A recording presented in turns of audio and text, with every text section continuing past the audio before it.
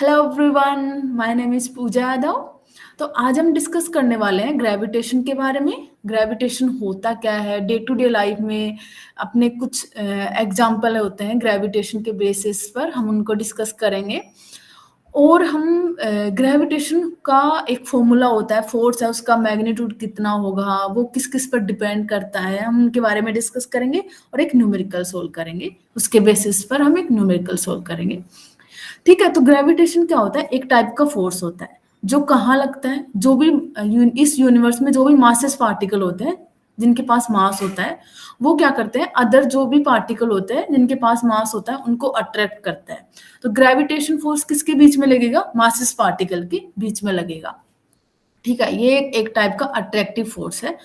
तो gravitation discover किया था आइजैक न्यूटन एंड केपलर ने।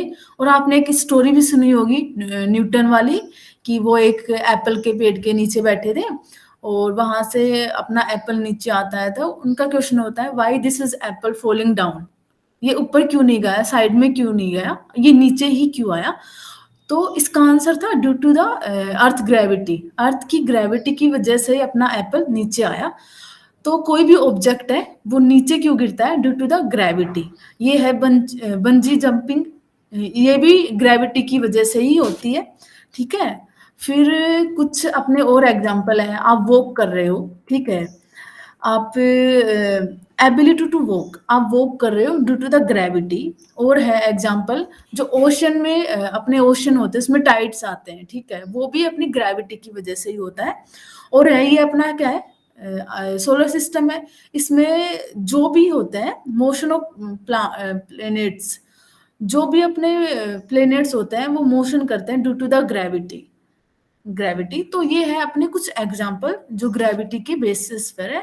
तो अब हम आगे बढ़ते हैं कि ग्रेविटेशनल फोर्स का फॉर्मूला क्या होता है। हम कैसे फाइंड करेंगे कि दो मासेस पार्टिकल है, उनके बीच में कितना फोर्स लगेगा। तो इसको हम बोलते हैं Newton universal law of gravitation.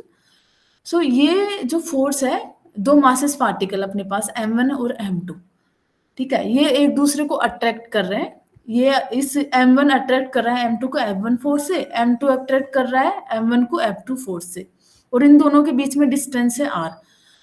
तो जो फोर्स होगा F1 इक्वल्स टू M2, उसका वो क्या करेगा, वो डिपेंड करता है इनके masses, product of their masses M1 M2, and depend करता है inversely proportionally of distance between them. इन दोनों के बीच में जो डिस्टेंस होगा उसके इनवर्सली प्रोपोर्शनली होता है। इन दोनों को हम कंबाइन करेंगे तो अपने पास क्या आएगा, F equals to M1 M2 divide R square. जब इस प्रोपोर्शनली साइन को हम रिमूव करते हैं तो अपने पास क्या आता है, प्रोपोर्शनल की जगह क्या आता है, जी आता है। तो फॉर्मूला क्या होगा, Newton universal law of gravitation क्या है, ग्रेविटेशनल फोर्स का फॉर्मूला क्या होगा, जी m1 m2 divide R square. तो इस जी को हम क्या बोलते हैं, यूनिवर्सल ग्रेविटेशनल कांस्टेंट।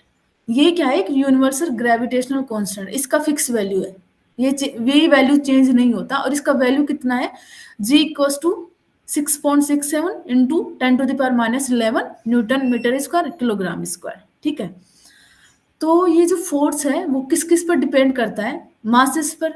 जो भी अपनी बॉडीज लिया अपने m2 इनके मासेस पर डिपेंड कर रहा है। इन दोनों के बीच में कितना डिस्टेंस है उस पर डिपेंड कर रहा है। अगर हमने डिस्टेंस को ज्यादा किया तो क्या होगा, फोर्स कम हो जाएगा। अगर अपने मासेस को बढ़ा दिया तो क्या हो जाएगा, फोर्स ज्यादा लगेगा। ठीक है, तो फोर्स डिपेंड हो गया मासेस और डिस्टेंस पर। और हम देखते हैं कुछ कि प्रॉपर्टी ऑफ ग्रेविटेशनल फोर्स की, कुछ कुछ और एडिशनल प्रॉपर्टी है ग्रेविटेशनल फोर्स की। तो ये क्या है, एक वीकेस्ट फोर्स इन नेचर, क्योंकि ये क्या हो रहा है, इन दोनों के बीच डिस्टेंस पर डिपेंड करता है। तो ये क्या है, वीकेस्ट फोर्स इन नेचर है, ये अट्रैक्टिव फोर्स है। Always gravitational force is attractive. और ये क्या है, एक म्यूचुअल फोर्स है, ये एक सेंट्रल फोर्स है, क्योंकि इसमें जो ये डिस्टेंस पर डिपेंड कर रहा है। और इसका जो डायरेक्शन होगा, फोर्स का जो डायरेक्शन होगा वो अलोंग द लाइन जॉइनिंग। इसका जो डायरेक्शन होगा फोर्स का, ग्रेविटेशनल का, वो इस जो इन दोनों को जो लाइन ज्वाइन कर रही है उसी ही डायरेक्शन में होगा। ठीक है, और ये डिपेंड करता है मास और डिस्टेंस पर, क्योंकि वो हमने डिस्कस कर लिया, ये मासेस पर डिपेंड करता है और डिस्टेंस पर डिपेंड करता है। ये लॉन्ग रेंज फोर्स होता है, ठीक है। इसी की वजह से ये लॉन्ग रेंज फोर्स है, इसी की वजह से सन और अलग प्लैनेट्स होते हैं उनके बीच में फोर्स लगता है ग्रेविटेशन, वो भी बहुत अलग अलग दूरी पर होते हैं, डिस्टेंस ज्यादा होते हैं, फिर भी वो फोर्स लगता है ग्रेविटेशनल फोर्स। तो ये एक लॉन्ग रेंज फोर्स हो गया। और ये इंपॉर्टेंट है, इंडिपेंडेंट ऑफ मीडियम। जो ये ग्रेविटेशनल फोर्स है वो मीडियम पर बिल्कुल डिपेंड नहीं करता। ये एक सिस्टम है, ठीक है, ये अपना एक सिस्टम हो गया, ठीक है। ये एयर में रखा है, अगर हम इसको पानी में लेके जाएं, ठीक है, वॉट एवर यू, जो भी इस सिस्टम को आप दूसरे मीडियम में ले जाना चाहते हो, वहां पर भी इस फोर्स की वैल्यू सेम रहेगी, ठीक है। तो ये फोर्स ओनली डिपेंड करता है मास पर और इन दोनों के बीच की डिस्टेंस पर। अगर ये मास और डिस्टेंस को चेंज नहीं कर रहे हो, तो आप किसी भी इसको मीडियम में लेके जाओ, इस फोर्स की वैल्यू कभी चेंज नहीं होगी, ठीक है। तो ये ध्यान रखना, ये फोर्स क्या होता है, मास, ये इंडिपेंडेंट ऑफ मीडियम होता है, मीडियम पर बिल्कुल डिपेंड नहीं करता है, ठीक है। तो इसके बेसिस पर हमें एक क्वेश्चन सोल्व कर लेते हैं, ठीक है, आपका कंसेप्ट क्लियर हो जाएगा। तो कॉन्सेप्ट क्या है कि अपने पास दो मासेस है, ठीक है। क्वेश्चन क्या है, let us find force of attraction between two blocks lying 1 meter apart and let the mass of each block is 40 kg, ठीक है। दो मास है अपने पास 40 kg 40 kg, इन दोनों के बीच में डिस्टेंस दे रखा है अपने को 1 मीटर, ठीक है। तो अपने को फोर्स फाइंड करना है कि ये दो मास है वो कितने फोर्स से एक दूसरे को अट्रैक्ट करेंगे।